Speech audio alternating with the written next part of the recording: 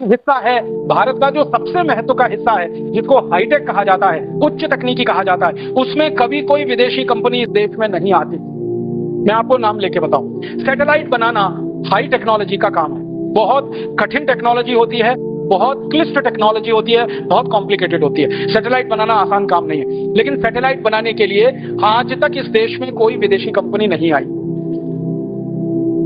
आपको सुनकर हैरानी होगी, भारत देश ने अपना सबसे पहला सैटेलाइट 1975 के साल में छोड़ा था, जिसका नाम था आर्यभट्ट। तो आर्यभट्ट 1975 में हमने अंतरिक्ष में छोड़ा, और उसके बाद हमारे 20 सैटेलाइट अंतरिक्ष में गए हैं, और अभी लेटेस्ट हम तो दूसरे देशों के सैटेलाइट भी अंतरिक्ष में छोड़ने लगे हैं। इतनी तकनीकी का विकास इस देश में हुआ है, ये संपूर्ण स्वदेशी पद्धति से हुआ है, स्वदेशी के सिद्धांत पर हुआ है, और स्वदेशी आंदोलन की भावना के आधार पर हुआ है। इसमें वैज्ञानिकों ने काम किया है, वो स्वदेशी।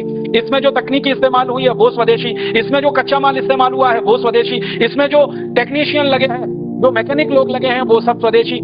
इनको छोड़ने के लिए अंतरिक्ष में जो काम हुआ है, वो भी हमारी प्रयोगशालाएं स्वदेशी। इनके नियंत्रण का काम होता है, वो भी प्रयोगशालाएं स्वदेशी। तो ये सारा कुछ स्वदेशी के सिद्धांत पर आधारित है सैटेलाइट के क्षेत्र में हमारा काम। और आपको मालूम है, अब सैटेलाइट छोड़ने के क्षेत्र में भारत अमेरिका, चीन, फ्रांस, ब्रिटेन के बाद 5वें नंबर का देश हो गया है।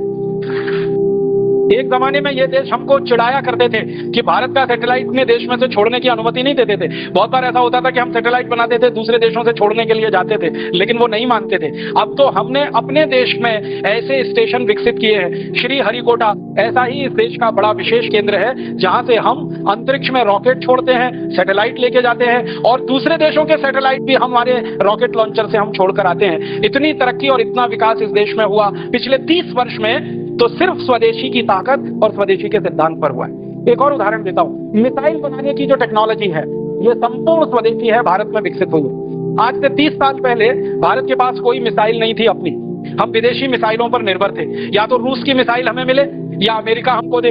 लेकिन 30 साल से इस देश के वैज्ञानिकों ने, विशेष रूप से डीआरडीओ के वैज्ञानिकों ने रात दिन मेहनत और परिश्रम करके मिसाइल बनाने की स्वदेशी तकनीकी विकसित की।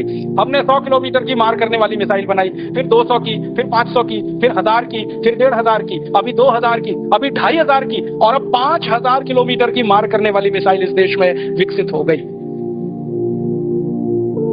और जिन वैज्ञानिकों ने यह पराक्रम किया है, जिन वैज्ञानिकों ने यह परिश्रम किया है, वो सारे वैज्ञानिक बधाई के पात्र हैं।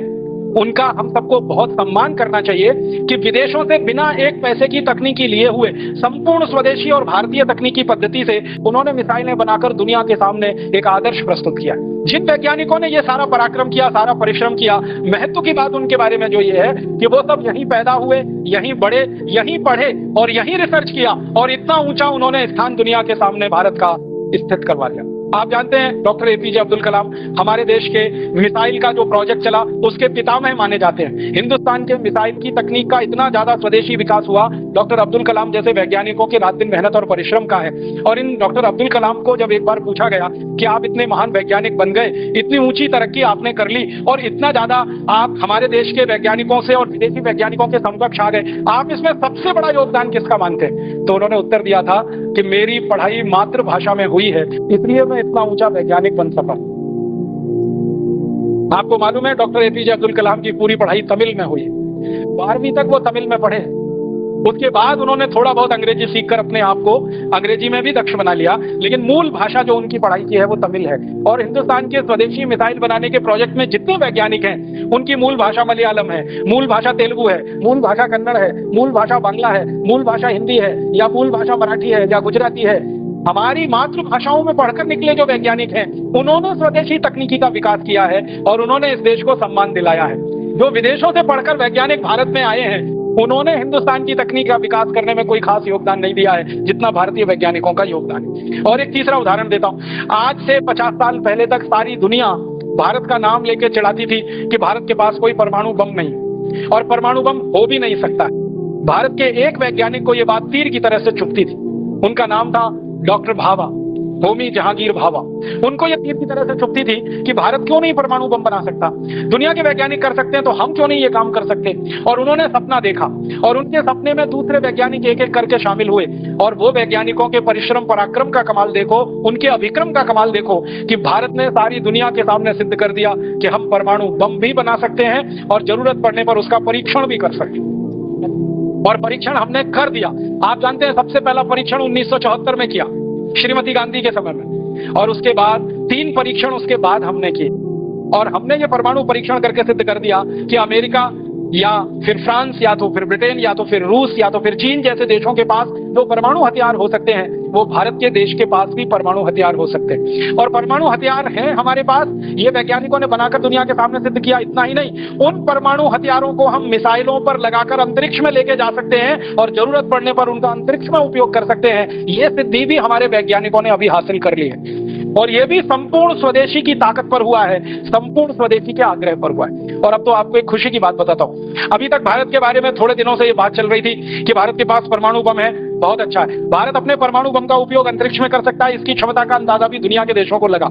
लेकिन कुछ 10 साल से भारत के बारे में दुनिया के देश ये कहा करते थे कि पानी के अंदर परमाणु बम का इस्तेमाल कर सके, भारत की अभी ये क्षमता नहीं विकसित हुई है। लेकिन अभी इसी साल भारत के वैज्ञानिकों ने एक परमाणु पनडुब्बी बना के सारी दुनिया को दिखा दिया कि पानी के अंदर अरिहंत नाम की पनडुब्बी जो इस देश ने बनाई है, संपूर्ण स्वदेशी है, 100% स्वदेशी है, और वो पानी के अंदर जाकर परमाणु हथियार का हमला कर सकती है, किसी भी दुश्मन को नेस्तनाबूद कर सकती है। दुनिया में ये क्षमता सिर्फ 3 देशों के पास है, या तो अमेरिका के पास है, या तो चाइना के पास है, और या तो फ्रांस के पास है। लेकिन अब भारत के पास भी ये क्षमता आ गई है कि पानी के नीचे 100 मील तक नीचे जाकर हमारी पनडुब्बी परमाणु हथियार का उपयोग कर सकती है अगर जरूरत पड़े तो पनडुब्बी में परमाणु हथियार लगा के हमें कोई विकास करना पड़ा, या रॉकेट पर परमाणु हथियार लगा के हमें कोई विकास करना पड़ा, या धरती पर परमाणु बमों का विकास करने के लिए परीक्षण करना पड़ा, ये सारी विधा का प्रयोग स्वदेशी वैज्ञानिकों ने किया, स्वदेशी तकनीकी से किया, स्वदेशी आग्रह के आधार पर किया, और स्वदेशी गौरव को सारी दुनिया में प्रतिस्थापित किया।